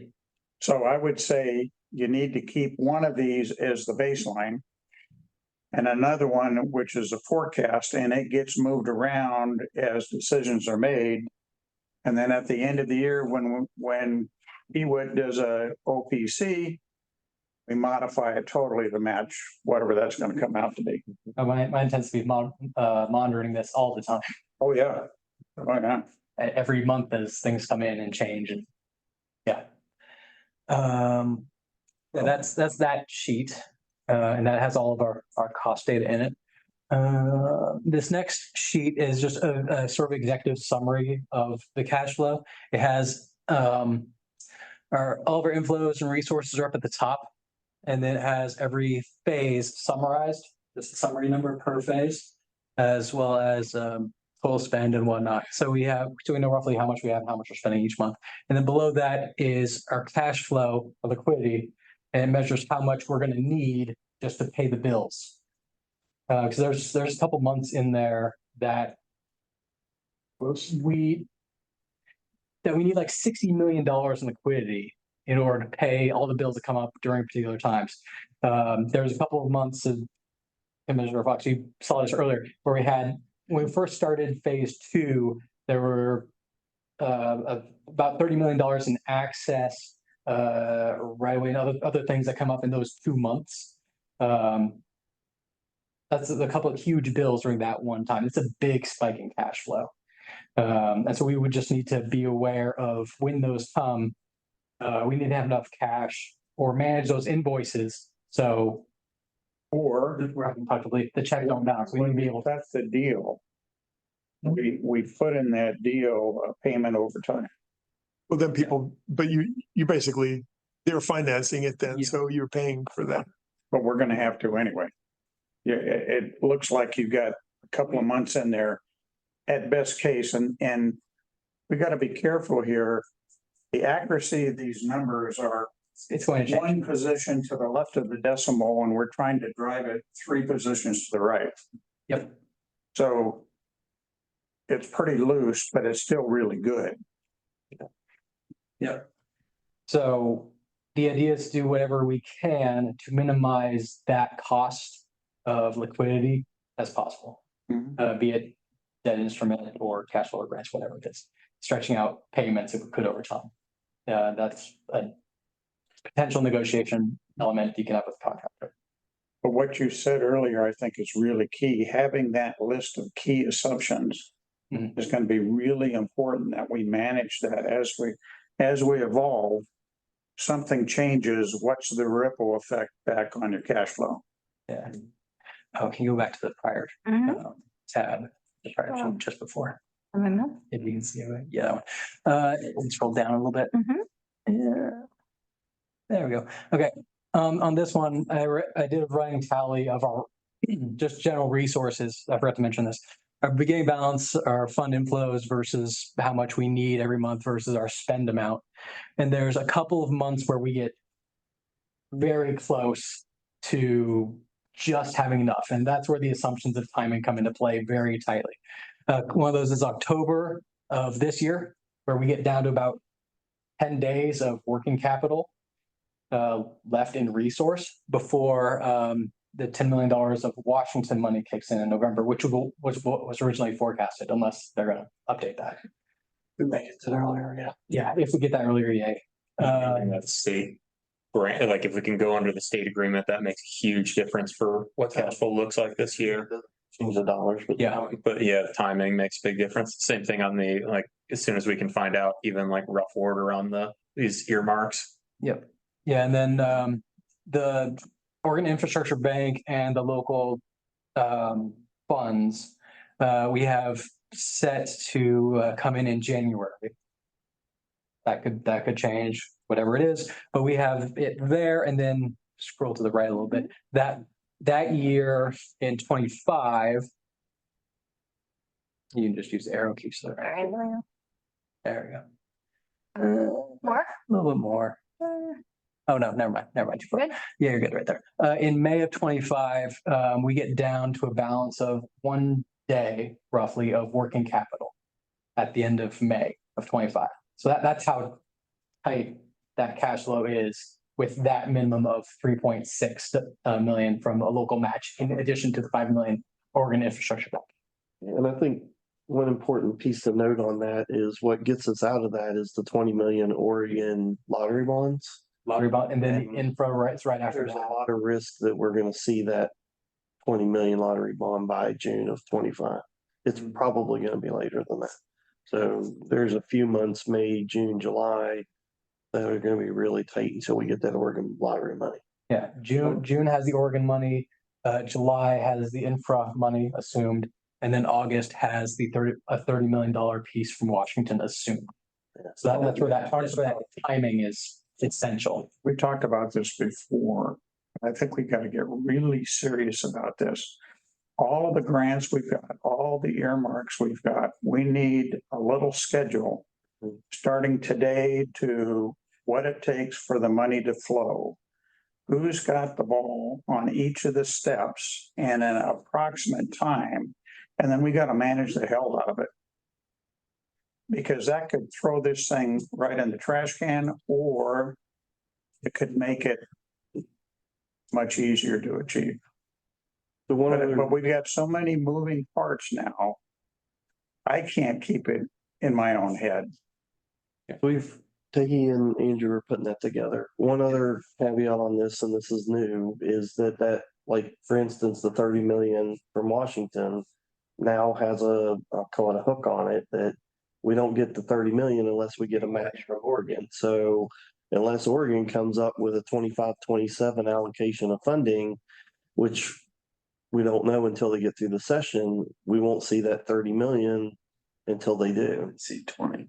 So well, you won't see any of it. Yeah, you won't see any of this. Oregon needs to match that much. So from an authority point of view, I think now this becomes our most important thing to keep aware of, is getting all of these agreements activated.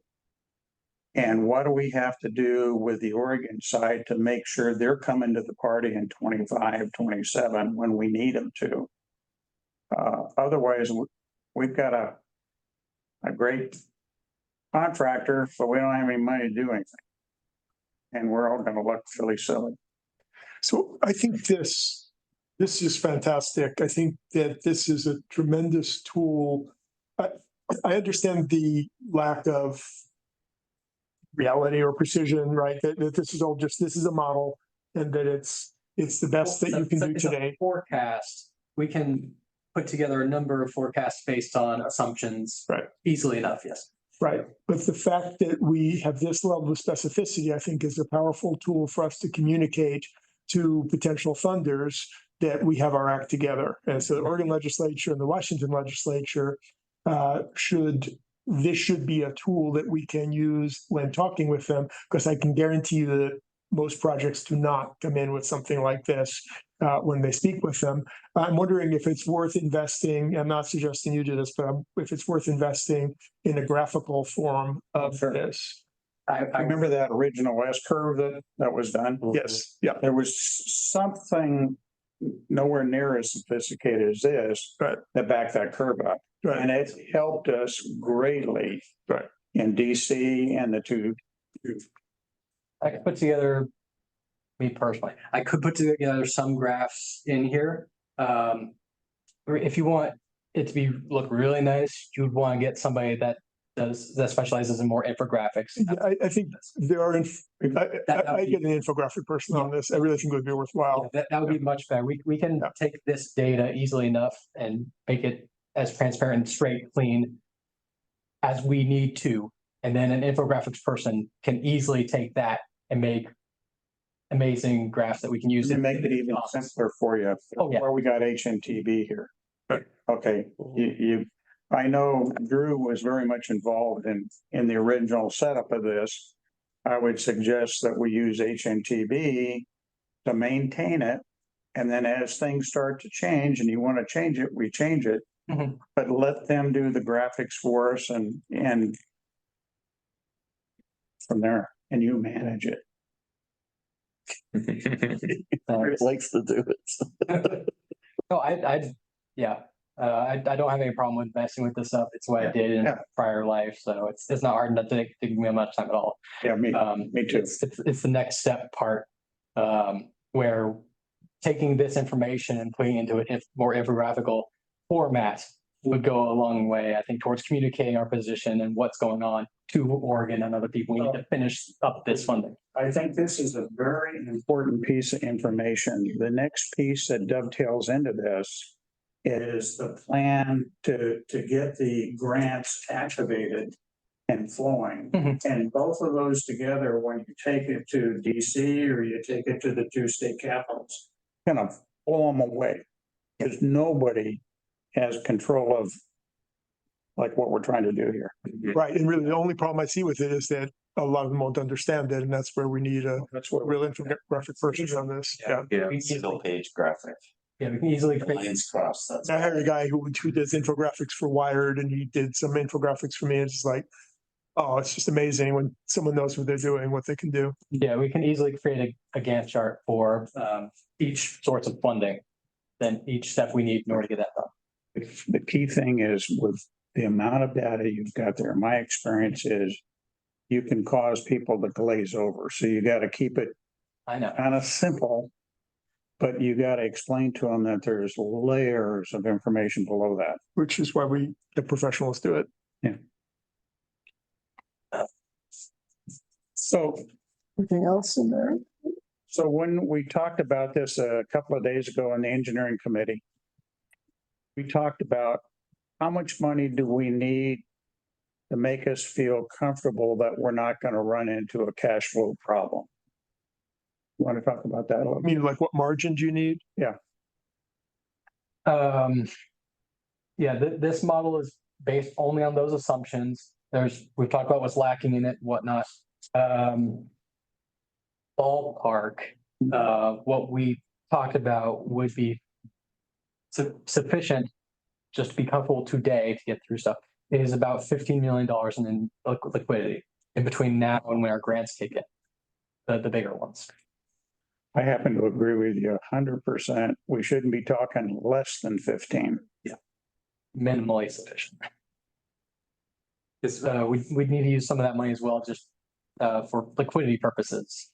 Working capital. Working capital as we also have this issue, right, where it's like, you know, because even though we have the money in the grants, doesn't mean that we have it in the bank. Yeah. And so that's, you know, this thing is like, you know, multifold complicated around, you know, do we have the money to spend the money, or do we have money that we can spend? And then do we have the right vehicles to get the reimbursements that we need on the timelines?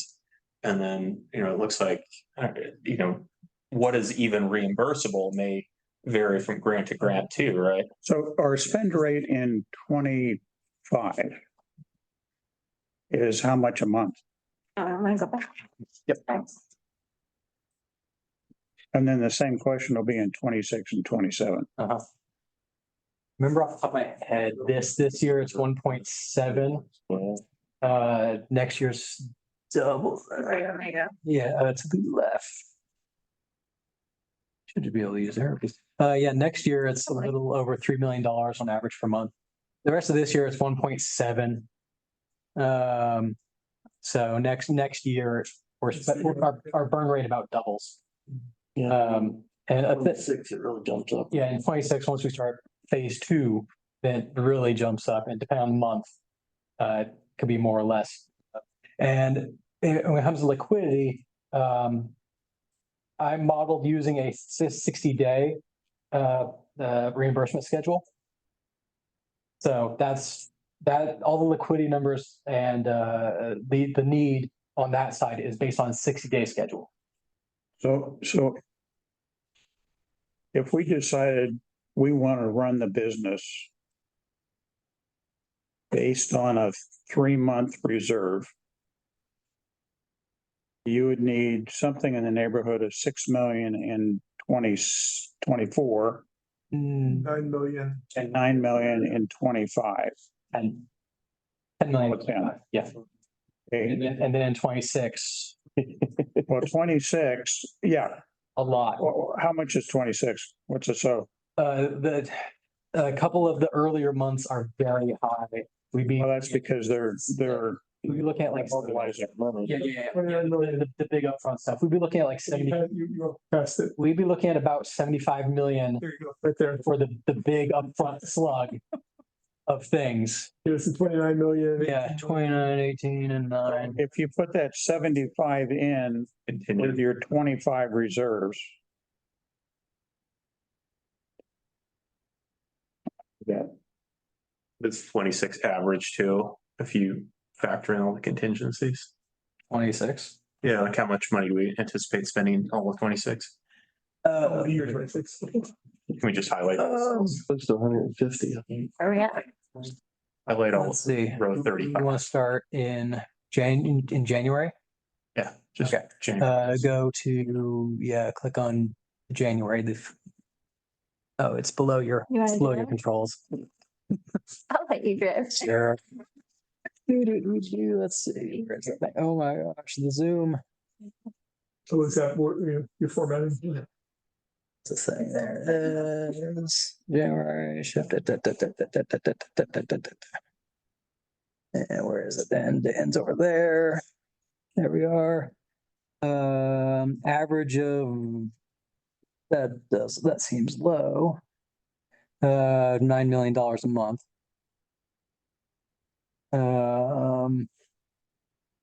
But that's 26, and you're avoiding the big early hits of access and foundation. So which are these in two. 25, if we made that 9 million, 10 million reserve, make it 30. That should pay for that big spike. So when did you say? And I'm sorry, yeah, 25. If we created a reserve in 25 of 30 million instead of 9 or 10, Yeah. that would fund that first period spike. It will fund 1 month. It would fund October of 25. Right. Okay. But there's also the next months, because if we're working on a 60-day schedule or 90-day schedule, 3 months, you're gonna need 3 months worth. Okay, So that one. so I think what we're really talking about here is something like in 24, we need a couple of million reserve. 25, we need 9 or 10. 10. 26, we need 30, but Reasonably, yeah. we have a problem in the spike. So we got to talk to our progressive design build contractor about the schedule and the workload of that spike. Yes. Yeah, and that happens a few times. That happens a few times through phase 2. Not as bad as upfront, but there's a few little spikes in there. Some of it is contingency, some of it is other things, and I can normalize that out throughout the build process. I wouldn't spend much time on it. That's going to be a really good discussion to have with the progressive design build, and it's going to vary on how they're actually going to build the bridge. Yeah. Yeah, because isn't the fair amount of this an artifact of how the cost estimating happened as opposed to how the engineering will actually function? Sure, and it's like the entire foundation is in one place. Yeah. All of the access is in 2 months. So it's $60 million over 3 months, which I think is not really how it's going to happen, right? Right. But there's a pinch point that we ought to circle and make sure we resolve early on in 1A. Right. Yeah, that based on those numbers, that's where the pinch point is. I mean, the other way If- to deal with it is to talk to the contractor about having a 60-day payment period. Well, That would be. Does that even help us though? Like, don't we have to actually spend the money in order to get the reimbursement? No, what I mean by that is that they wouldn't get paid for 60 days. So they would send in their invoice. We would have time to send it in to get reimbursement. Okay, so can We we, would get paid within that time period. So we never got it. So can we can get the reimbursements based off It's a- bills? We don't necessarily need to pay the bill. Right. Okay. Yeah, exactly. Okay, so summarize. We need a line of credit for 24 of around $6 million. Yes. For 25, we need about $9 to $10 million. And 26, we need about 30 million. Depending on the terms that we reach with our contract. I understand. I get that, but It's a starting. we Yes. ought to start now in lining up this vehicle Yep. with, as I said, 6, 10, and 30 to start with. Yeah, and there's a part of that could be from the Oregon Infrastructure Bank, some of it could be from local agency partners. Some of it potentially could be from borrowing from our reserves in TIFIA, because that's straight cash. And then once the day comes where we receive the grants, we take those invoices and say, hey, we paid these invoices, that reimbursable expenses. Please reimburse us for these. And then we take that money and shove it right back in the TIFIA fund. So that way, when it comes time to close the TIFIA, the money's still there. Yeah. So that's another potential source of liquid funds. I mean, we're gonna have to manage this thing by the dots and the dashes. But to make us more comfortable that this is not gonna be on the critical path. Yeah. If we immediately go out right now and get the vehicle 6, 10, and 30 to start with, that should relieve some anxiety Yes. and give us some breathing room. Yes. It starts to pick something off the register. That's It's a big one off the register. It's on there. What I've seen happen so many times in projects like this is that we underestimate what we need cash. Yeah, and that's why the liquidity calculations are in here for you to look. So you can see exactly how much and when. I forget, is TIFIA reimbursement? Or do we get the full amount of TIFIA? It's a reimbursement. It's a reimbursement too. But yeah, that's one possible source of funds that we as an authority can look at tapping as a source of liquidity and then reimburse it once we have access to other funds. I think we should also not overlook the possibility that we could negotiate with one of the grant fundings to help us with some working capital, even if it's exceptional and it's not what they typically do. These sorts of things can happen, and it would only take one of the funding streams to advance us, a month or two of working capital to solve a pretty big problem for us. And, when we're getting into construction, we're looking at, somewhere between $1 and $2 million that we were going to have to outlay a year just in financing costs that are not going to be reimbursable, when the government has the money. So, it's going to come straight from the local users that are going to have to pay that money. So even if we have to spend some lobbying capital on that, I think this is potentially one that would be really, really valuable for us to have. I think that's a great idea. And So I've seen to turn that into action. I've seen that with state sources. I've never seen it with federal. Have you seen that with federal sources? Not on a project like this, but in other areas. So all they can do is tell you no, right? Yeah. And they could tell you no. They could tell you no a lot of times too, or that it doesn't happen, or that it's not possible, or that that's not how the government works, or that's against the law. And then, the right person understands that this is what needs to happen, and they find the language for it, and it happens.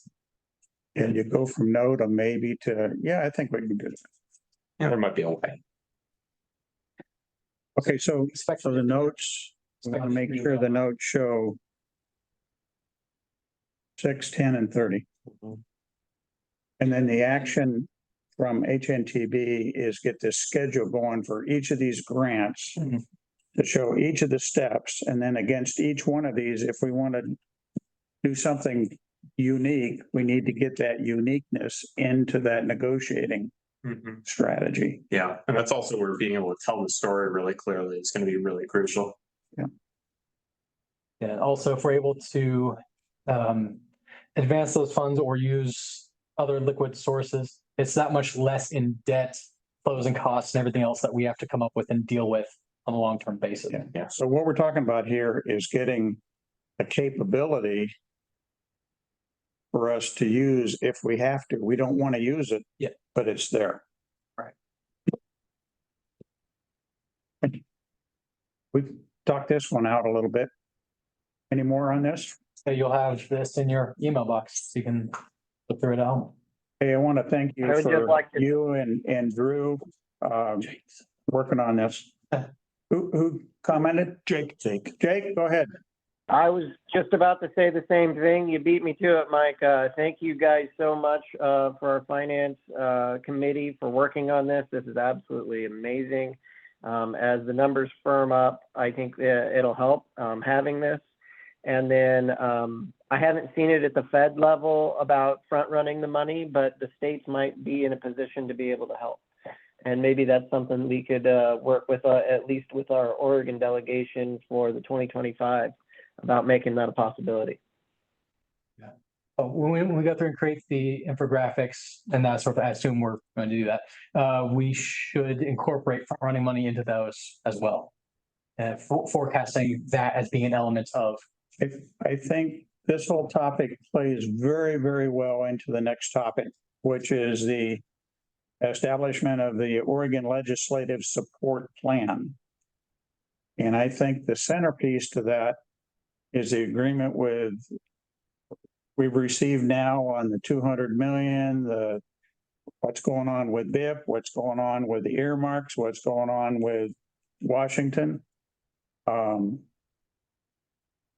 I really think we've got to get our act really together of how we're going to really seek support from Oregon, overwhelm them with love and care to get money flowing from that organization into Glad you for that.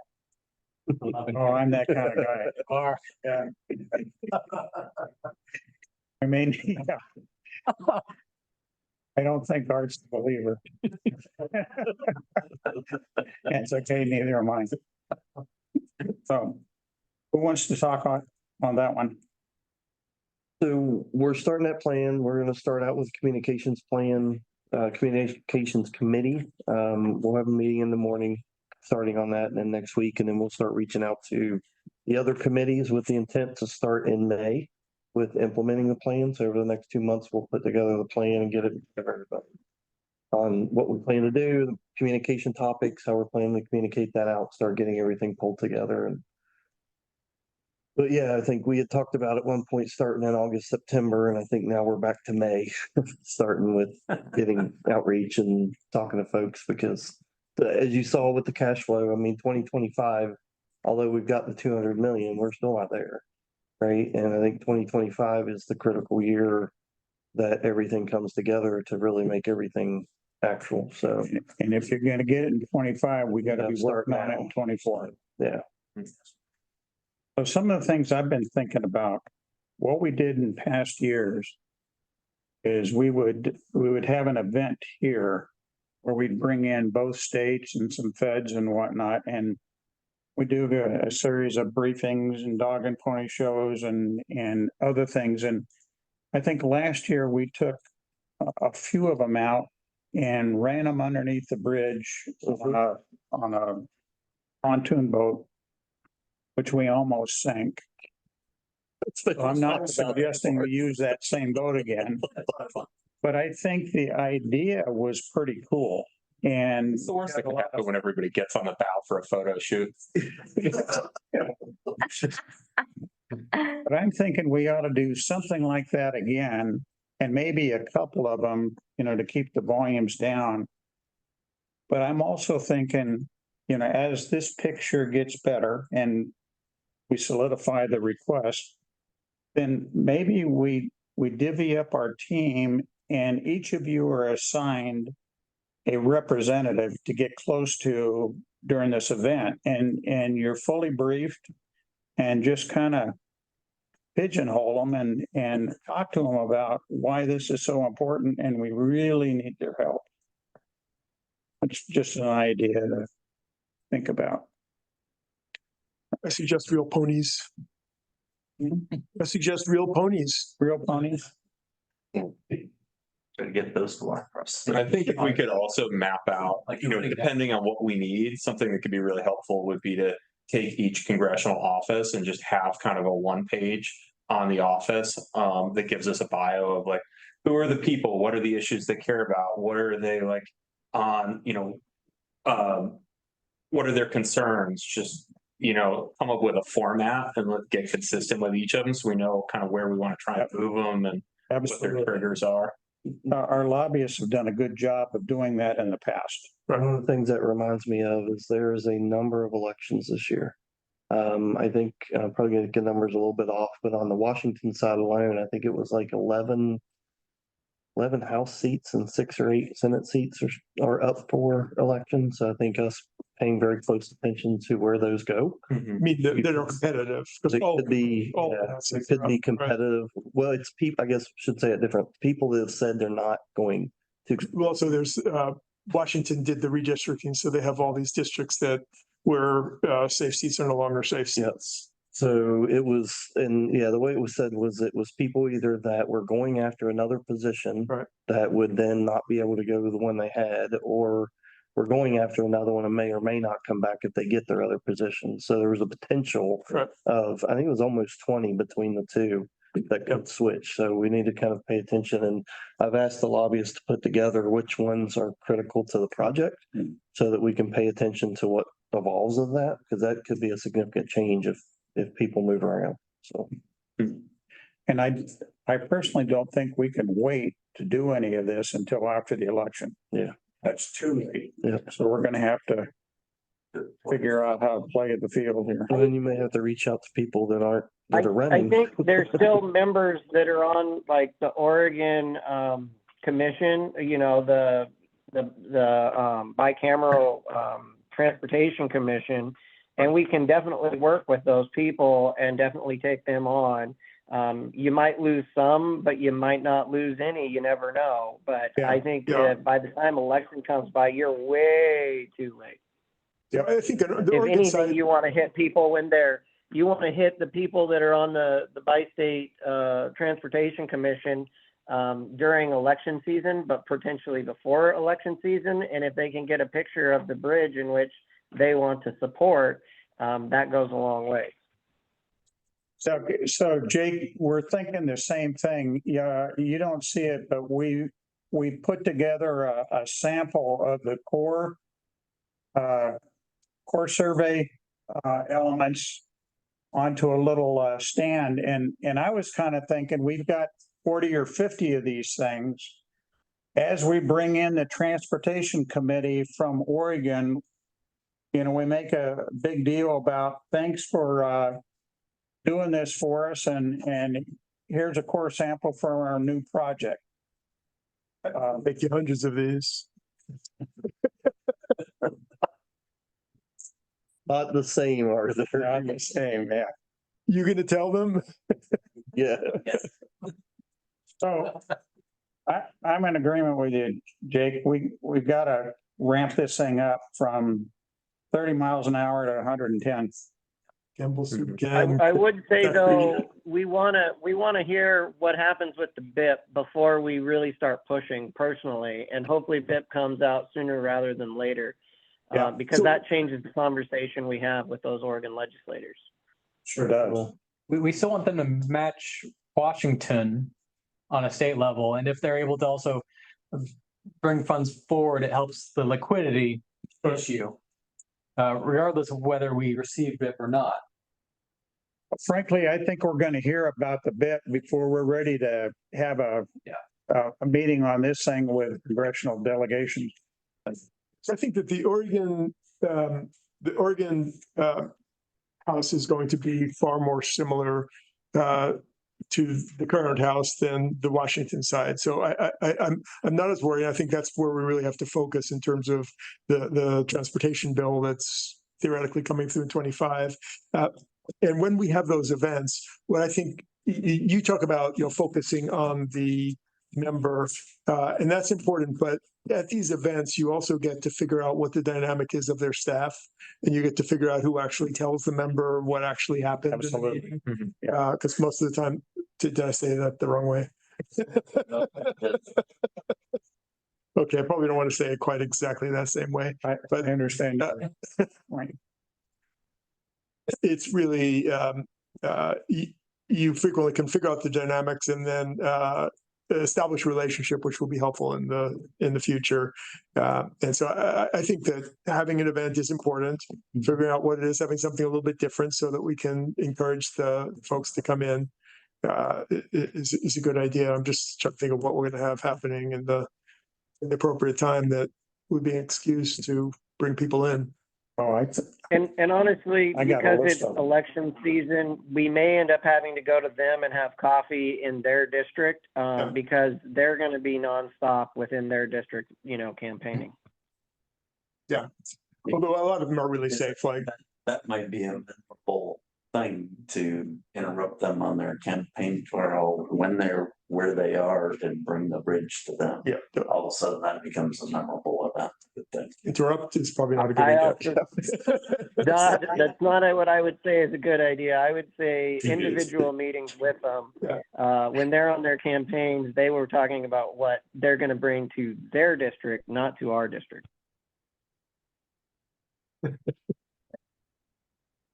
Okay, That's why I don't do. so stay tuned for that. We'll help you. The last one I have here is 23-24 legislative appropriation update. We talked about that. We've already talked about. Upcoming action items. You want to take us through that? Yeah, I mean, these have been on here. We talked about most of these. Most of them are small agreements that we need to get done. Real estate agreement with the port is a big one that we need to start working on. An auditor, but Debbie will lead that one. And then we're working on a right-of-way policy, kind of goes along with the real estate agreements, and then just transferring over PFM's financial contract. We will also need to look at our lobbyist contracts in the next month or two. They're 1-year contracts, so we will need to renew those contracts with the Bridge Authority. And we'll need to talk about what those are going to look like. Presentations, none for today. Let's go through the directives. Let's do that. Any actions coming out of this meeting? So one that we just talked about was developing the infographic for the cash flows. And then the grant flow steps schedule. We need to do that, as well as setting up the lobbying approach for 2025.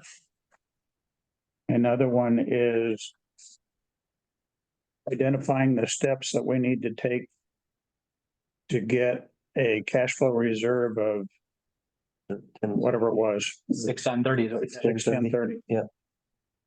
In place. Yep. Who's gonna have that ball? Is that the funding committee or is that HNTB? I'm guessing it's going to be both of us working together on that. Yeah, we'll work with them on that.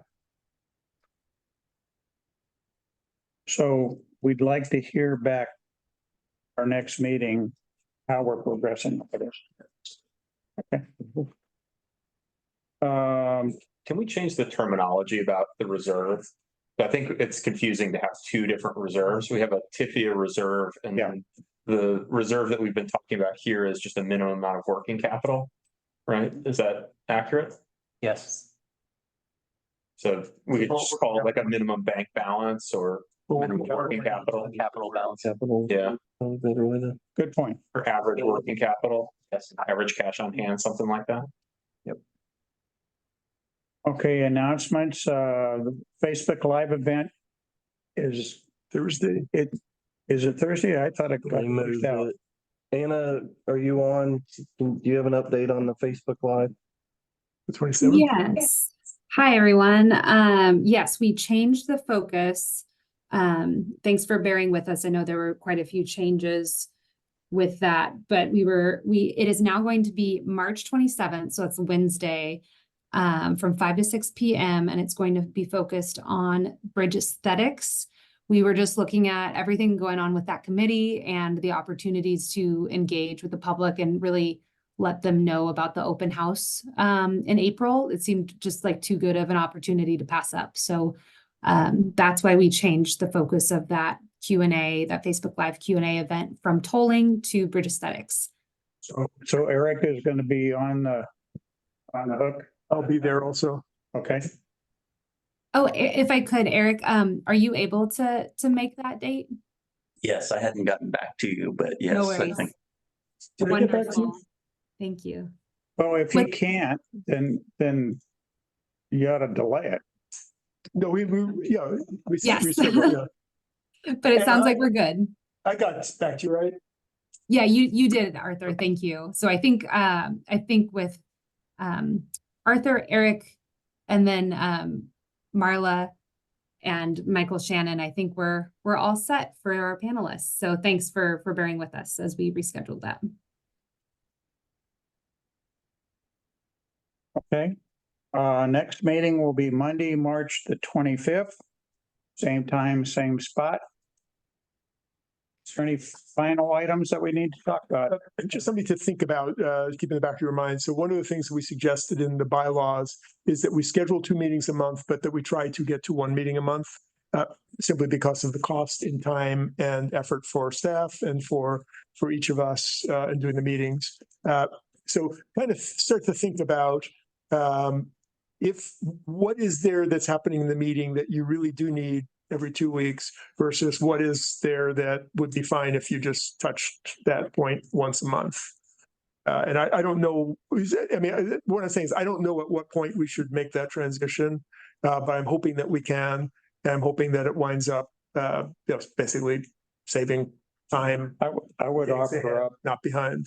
my opinion, once we get Kiewit on board and we're into 1A and decisions are getting made on time and momentum is building and we've got our funding kind of figured out, then that's when I would start to say, maybe we throttle back a little bit. But I don't think we're there yet.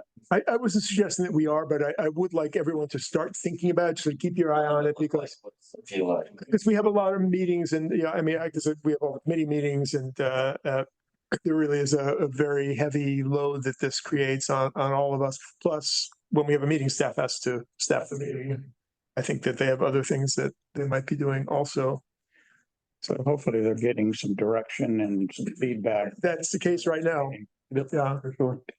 But that can change over time, and I'd like us to think about that a little bit. I personally agree with you. If we're just having a meeting to have a meeting, that's a waste of time. But or also, if the meeting is simply to inform us, then there are other ways that we can be informed also. I work in companies where everything is done through Slack, and that's a really good way. I'm sure there's something that's more appropriate for this project, but there are other ways to keep people up to date with everything, even more than we're currently up to date by having a meeting every 2 weeks, but without the cost of having to do it in the middle of an afternoon. So let's think about this. Each of us kind of think about, are you getting something out of this meeting? And when do you see, what's your litmus test that you would say we could back off to once a month? What's your test that says, yeah, I think we can do that? And I say, let's not even talk about it again for 2 or 3 months. Yeah. I wanted to bring that up. Good point. Anything else? Yeah, I have one. Yep, Kevin. I kind of want to embarrass you a little bit, Co-Chair Fox. Is that okay? Be careful. Do you want to What goes around comes around. Remember, you're wearing your Bridge Authority hat, not your Port Commissioner hat.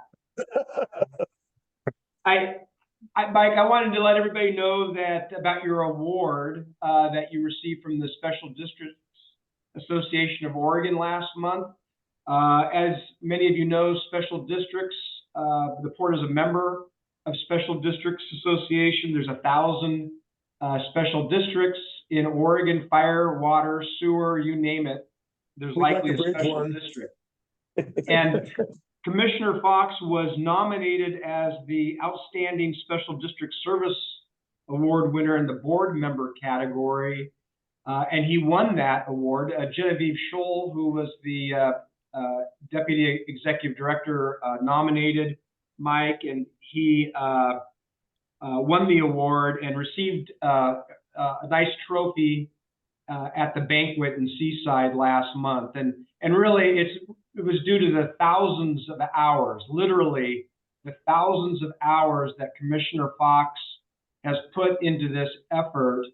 And it was recognized at the state level, at least amongst the special district members. So, Mike, I know it seems like it's been for a month since you received that award, but I wanted this group to know that you had received that. So, congratulations. Thank you for saying that. But I want to mention something here. What is really cool about this group is we've got a neat attitude in this organization where we don't ask the question and we get the general response, no, we can't do that. We take it further and we press it and work the issue until we can find something that gets close to what we need. And so far, it's worked 100% of the time. Maybe not as fast as we want to, but it's happening. And what I really think is cool about my involvement in this organization is watching all of us as local people. Most of us are unpaid, and we're building a new bridge for our community that people said for years, you can't do it. You can't do it. You can't do it. Well, you don't have the money. You can't do it. Well, damn it, we're doing it. And that is fun. That's what charges me up working on this.